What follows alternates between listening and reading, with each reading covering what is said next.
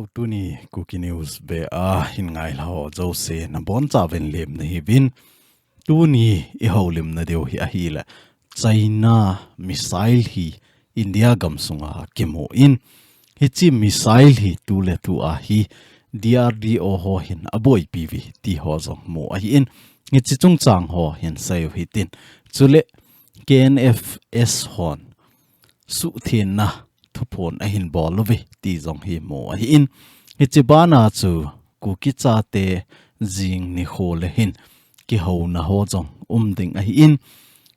I gam sung inam sung pona mi tampi mo vin a hin la LAMKAI ho vai hop na dei lo je a hi mi tampi a thasi zong ta vi ti hi mo a hi in hi zong le tu a hi ZING NIKHO a em songil muna ki ho hla na khat ding a hi lo le igam inamin pan ala ding dan ho sei khom na ding ti hi amas sapen himai the a hin amas sapen ka ti na chu mundang danga jong hi public consultative an umin a hi lo le KZC LAMKAI na a muntina KUKI cha te chen na ho a jong hi public consultative public to ke ho khom na public to thu sei khom na hi ji a hin a hin la hi che ho hi mi pi atam zo pi hin ipi thu ki seya ipi lang pang a sei ham ti hi phon do na zong lo aga zaw zong ki bi se lo wa hin a hin la tu chunga wang hi media tampi zong zaw dinga hi tep na ki mu a hi in he je a chu ZING NIKHO ting le hin I to banga thu ki sei ding ham ipi ki sei ding ham I za ka hi record ki bol ding a hi in hizi chun mi tampin jong in a mu thei deu a hi in open ta KUKI cha ten I to banga pan ila deu ham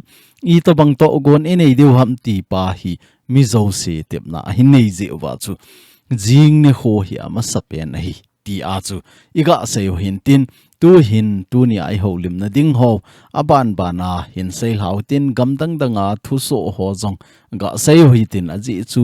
gam dang ho jong hi ho gam si boy hi point e ho gam sang a boy zo mun tin jong hi a hi in hi chi ho chu aban bana hin sei ha de wa hi ama sapena India gam sunga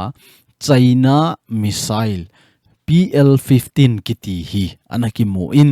hichi hi tu le tu a hi DRDO ho hin aboi piu chi India a nga scientist ho hin to a hi aboi pi wa I to bang missile ham a hi lo le hi chi to bang missile ho hi IT develop bola a hi lo le gamdang ho hin EP I to bang mancha amanova IT missile ho asim ham ti hi tu le tu ai DRDO hin na sata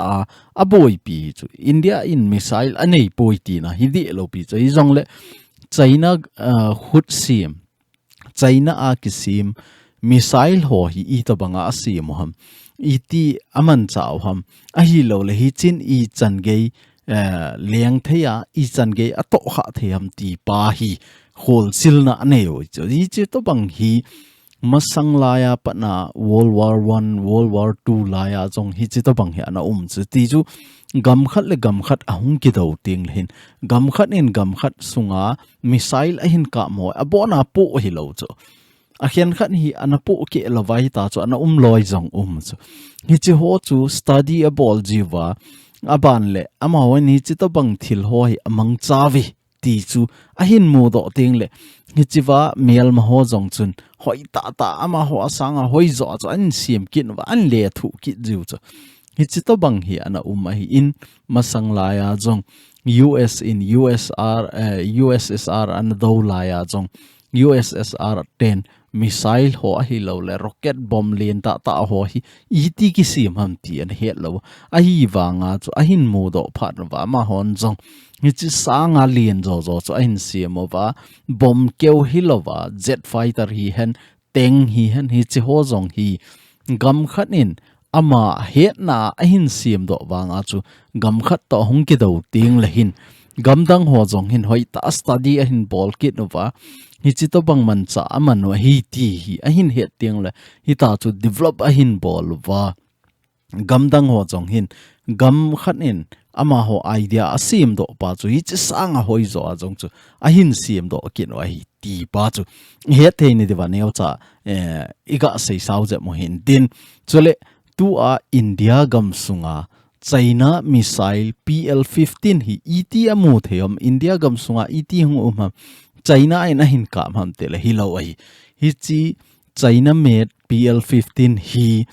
India le Pakistan anaki boy chu het de wen tu masang dewa chu hung ki boy wa India in zong operation sindur ti a hin min vo a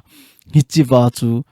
Pakistan in zong missile izat ham khat hi India gam sunga a hin kap lut so a hin kap wanga chu India in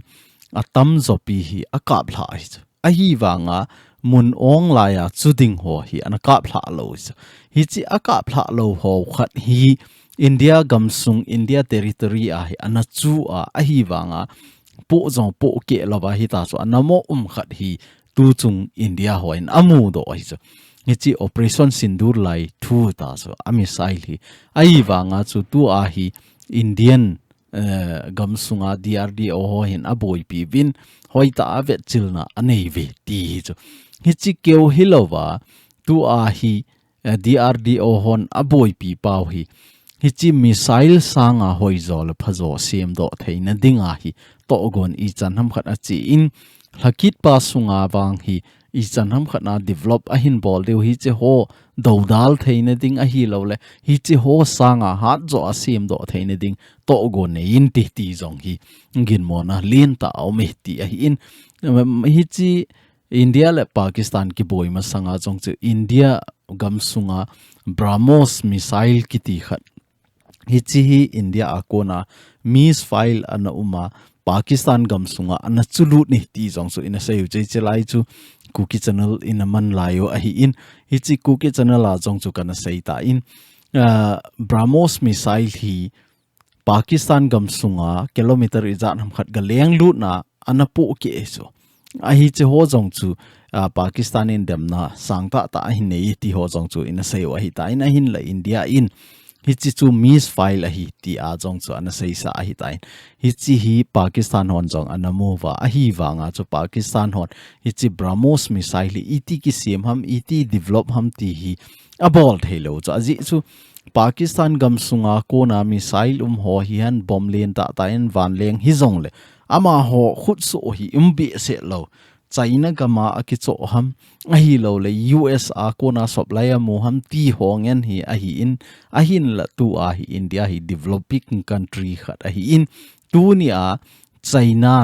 a seimin thang PL-15 ti ho jong hi India gam sunga ahung ta a hi le chun hi chi ho hi DRDO on hin ventin hoi ta hi chi sanga hoi zo a missile sim do ding dan ho jong hi to gon hin nei ki no vin ti hi a hi in tu le tu a vanoi le si na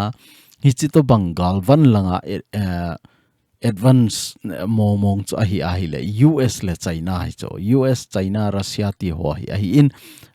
US sanga jong hi China hi tu le tu ai technology langa khan to na len ta nei chu hi ja chu India in tu chunga hi chi PL-15 amuna chunga hi nasata India adinga chong hi chi sanga hoi zo le phazo missile hin sim do te in ti hi India kinep na khat chong hi ti pa chu India gam sunga China made missile khat DRDO hon aboi PVT news mon tina hong ki the thang hi ja chu I boy lo na diwa hi chi chu iti ahong leng lut ham China hon hin kam ham a hi lo le I pi dinga DRDO hon aboi pi ham ti he thim na deu zo a chu iga sai hin tin tu hin Israel le China gam langa sai ki lawan Israel le Hamas ho hin Gaza gam sunga chamna anasimova hichiwa hi four phase ti chu step li point li anaji lawa hichi dungjuya chung chal de wa hi ahin la hi chi hi thil bai a hi poi ahung success ding jong ta sana poi aji chu country izan ham khani ki su khomova Egypt gam sunga ngita chu chamna sem dinga Donald Trump in country som ni lang ana ko lut na chamna sim na dinga na ko na jong chu Hamas ho jong zaw lo Israel ho jong zaw lo wa ama ho vai hop na chu Hamas le Israel ki chamna dinga hi peace committee khat asimovin hi chiwa chu ama hon chamna dinga hi thu ana save ti ho jong chu ina sei zo wa hi tain a hin la hi chi ceasefire a bol zo nungu wa hi na sata ki kap to na hong kinin Israel missile ko na hi news khen khat chun mi som thum le thum athi eti a hin mi khen khat chun som li le sagi athi eti loi jong ha kinin hi jong le ai pi chu hi jong le tu a ceasefire a zo nunga hi Israel in atha in straight an a ball kinin Gaza gam sunga mi som thum le thum lang athi ti hung ki tha mu ki rahin a hi le hi chi iti hung ke parham ti ga vekit lo hen ama sa jong chu kana sein Israel ho hi chi Gaza strip ma ko na akinung tol do ding ti ceasefire a hin bol zo zo wa hi Hamas ho loi hi akisial na wa ko na hung pot do wa ama ho mi zong hi izat ham khat hi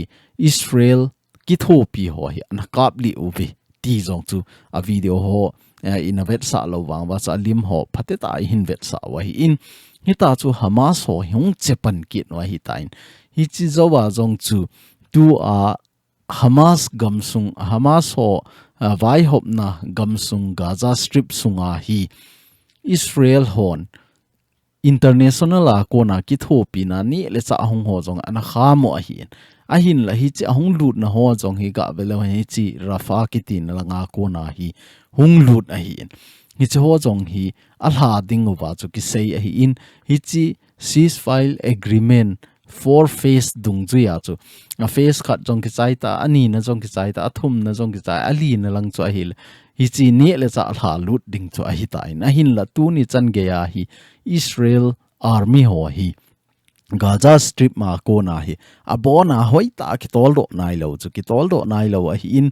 a hin la hi chi rafa ki ti na lang sai na hi Israel army ho hin operation abol na wa hi Hamas ho hin lam le na hi teng mine ho an koi ve ti chu teng in a ho kha a hi la bom hung po ke ding hi chi ana koi pi wa hi la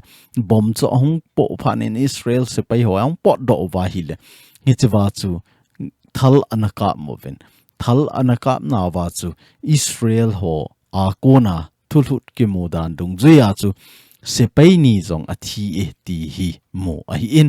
hi chi wa hi Hamas ho hin anti tank missile ho hi ana koi ji wa chu hi chi to bang thil so ho hi ana uma hi ta chu a hin ka phat na wa hi Israel ho hin hi chu ho hu do theina dinga chu Hamas ho na lang chu tu a bom len ta ho artillery ti ho hi mangcha chu strike ana ball wa hi le milham hoi an thi khadan wa hi in a hin la Israel hon a seina wa chu milham ho ke hon ka ka po ve tu a hi chiwa anti tank missile ho hin ka ma a hi lo le hi chiwa Israel army ho patrolling chi ho thal hung ki kap je a chu Hamas ho na langa thal ki kap ma hi bowin bom chang ho ki kap ma hi bowin milham ho target na thal ki kap ma hi poi bom ki kap ma hi poi ti a hi nga save ti jong hi mo a hi in chule Israel army langa ko na thu so ki mo be khanin a sei chu a hi le hi chi hi Israel le Hamas ki ka ceasefire ki bol agreement ki sign pa hi Hamas hon asu ke jiwa hi chi to bang thil so hi a hi ti jong hi a sevin a hin la Hamas ho hin hi chi wa hi ke hon I macha attack ka bol na wa poi ke hon hi chi thu chung chang thu ka het pi po ve ti a jong he a sevin hi jong le Israel ho hin a hi the a hi le tu a hi gal bol phar a hi ta po in agreement sign jong ki bol zo wa hi ta in hi je a chu hi chi ceasefire agreement pa hi su job ding to gon KINEI ZING a hi ti a jong hi media ho hi nga hi phone do na an bolin hil chit na ho patita in an pi ve ti jong chu mo a hi ken na hi a hin la agreement sign pa wang hi alang alanga kita sanna hasam ahi ta in tu a ei ho Manipur gam sunga KUKI te to meite ho ikiboi na chunguwa tu ni chan ge a hi meite in ipi sei jong la KUKIn kita san lo KUKI ten ipi ki sei jong la meite in jong ta san lo hi chi to bang tai ma hi gam te ni ki ka a boi na chu sang a hi ta ja chu amani ki ka a jong ta san na a lo je a hi peace ta ding wang hi ta san a hi poi ti pa wang chu I het theina dewa te ka nan niau cha iga sei sao beo hin tin tu hin Manipur gam sunga honglut ki lo han tu ni hi het so ke wa hi in Diwali a dinga jong hi Diwali ani kho a hi in ani pi a hi in Diwali ki ti chu May festival ti na to bang hin light festival ti na to bang hi in hi chiwa hi kolhon Diwali aman tingule bombla za chom ho ging thei za chom ho jong hi asu ging wa hi ta chu light ho halwa pa zap ma hlawa in ho decoration na bol wa hi chi to bang festival kha chu ani khopi ani pi ni ai in hi china a jong hi Kangpokpi town committee hon thu so an bol win hi chiwa hi Diwali chu hoita manding hi a hin la koi machan bombla ho hal thei loading apo thei ho I macha mancha loading hi ti a jong hi het sa na ana bol dung join Kangpokpi district sunga jong hi hoi ta in anamangovin a hin la koi machan aging thei zat ho hi a bol powe ti hi mo a hi in hi chi hi ama hon a sei be na wa public notice a hin bol na wa cha hi le hi chi to bang bombla ki hal na a hi igam inam boy pet jong a hi in chule dam theina langa dinga jong thil phalo ta a hi in hi za chu hi chi to bang hi bol lo de hi LED light ho hi hen a hi lo le candle hal ho hi hen hi chi decoration za chom ho hi hen hi chi ho chu hoi ta ta bol lo hi tin a hin la bom po thei za chom ho wang hi iman lo de wa hi ti a jong hi het sa na an bolvin a het sa na dung jui wa chu phateta agam sunga hi an manguvin an chil ha jingi ti jong chu mo a hi ke ne hi abana hi KNF s hon ti chu Samuel hon clarification a hin bolvin a chi sa nisi 18 October 2025 a chu thil khat ana hin ti chu electric department ho khat hi khutlana ana kha dan a hi in hi chi khutlana chu mi atam zo pi hin social media mangcha hi KNF so hi nasata a ngo na abolwa KNF on eze mo hi KNF a hi vi ti a hi thu aza he ana seize wa chu tu chunga hi KNF so hin pot phun hil chit na a hin nei wa hi chiwa hi ke ho khut nung I macha poi social media a ko na ahung kon ro na I macha lo thu he chen lova thu ki mo sei a hi in ke ho a ko na hi chi to bang he poi ti a chu an sei do win chule hi chi hi agang theilam pe na a bol hon a hausa chung hausa thu a ipu ipa chon dan dung zia ke ho cham na bol dinga jong hi tep na ana bol pe ve ti jong chu mo hi in aban le hi chi ki boy na chung changa jong hi chilanga hi imo de wa hi in akizep ho ti ding a hi tain electric department ho hin nasata a complain a hin bolovin tu lai substation electric department ho to hin ki ho chamna anane win house ho to hin a bol ho hi anamu do dan wa hi ta in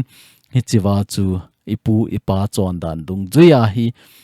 ngaidam akithum ding aban le ipu ipa chon dan dung juya salam asat dinga ki ho hla na ho jong an nei ta ve ti pa chu het theina dewa iga phone be ke no hi aban le jing ni kho a hung thung ding public consultative hung ding jong hi kanami te ho avela ga sei ki no hi tin phat ma sa jong chu hi chi to bang ho hi anaki gong a hi in ke ze silam kai na noya anaki gong a hi in a hin la hi chi chu anachil ha theilo a hi tain tu chunga hi KUKI student organization GHQ hon pan ahin la ki nova jing NIKHO 21 October 2025 M Songel Community Hall hi pung som la khat la ke a nei panding pung som la khat la ki ma nei panding ti hi to gon anei win hi china a hung presenting a hi lo le holim na nei na a pangding ho hi a hi le KZC ho a hi win SO leaders ho a hi win MLA ho a hi win ama hon jong pan ahin la de wa hi ti hi mu a hi ni chawa jong hi meeting schedule ho program hoi ta ahin ta lavin hi chi dungzuya chu mi tampi hin tu la ya social media za ri sei ji wa hi in a hi thei le thu hoi ta ta sei do hon jong hi chi wa i Gaza wa i lungdei bang i sei de wa hi SO ho azawe a hi lo le MLA ho KZC azawe ti a ki chat ding a hi point i nam phat chom na ding le i nam sunga ki vai po dan i dei lo ho hi atam thei pe na hi chini ho a hi ki khop mo wa i dei dan ki sei deu hi tep na hong ki nei ki ne na hi chi wa i zaw lo wa sei thei yu mo wa amuna ki uma i sei lo wa hi le social media azong thibe a yum de wa hi ti pa chu hi chi wa hi jing NIKHO ting le KSO GHQ ho to gon na chu hi chi to banga program ki mang ding hi ti vet sa na in ta do hin tin aban le a chaina ding in YVA honjong S zezo block hondo na ananei ta ve ti jong hi mu a hin ki pa pi le jingin mi khen khan in sei lo hen ai le young wife pay association honjong a bol geina ve masanga pa na hi chi ho a bol lo hi ta lo ham a hi lo la a bol di wa lom hi lo ham tu chunga ipi bola hin phu do ham tele het theine deu khat cha hi le masanga chu zomia ki loi khoma zomia hi iza kai anaki vai po wa hi na hin la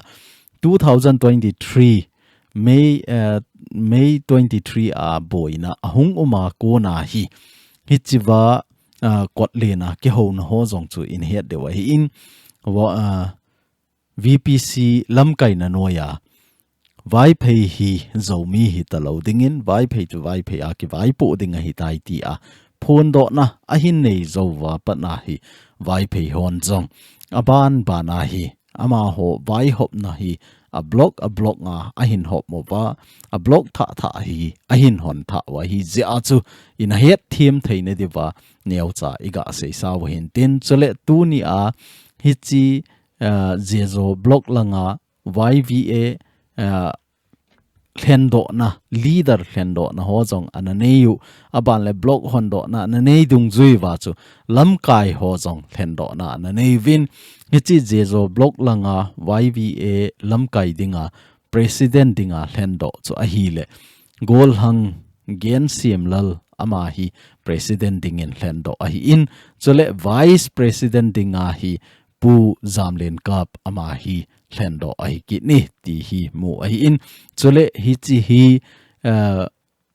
YVA general headquarter a kona pu di lena president ama LAMKAI na a